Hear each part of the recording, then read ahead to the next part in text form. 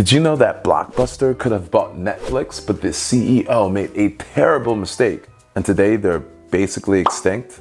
Between the 90s and the early 2000s, Blockbuster was the premier video company in the United States. The crucial mistake for Blockbuster came in the year 2000, when a little startup company called Netflix came to them and proposed a $50 million buyout. Not only did Blockbuster reject the offer, they laughed them out of the office meeting. John Antioco, the CEO of Blockbuster, believed that Netflix was only a niche company and that the dot-com era was just a fad. But then the market changed. As the 2000s rolled along, the demand for online streaming increased. And instead of paying attention to the consumer's preferences, Blockbuster ignored it and stayed with the traditional route of charging consumers per rental. That model simply became unattractive to most, as consumers moved towards ease and variety. Well, long story short, Blockbuster went out of business, and you can only find one active Blockbuster store here in the US. Many will say that Netflix is the thing that killed Blockbuster. But to be honest, it was Blockbuster's inability to adapt to the changing market. Now you're probably wondering what this has to do with fitness and health. Well, I talk to many people who are concerned about their decrease in fitness level and their increase in weight.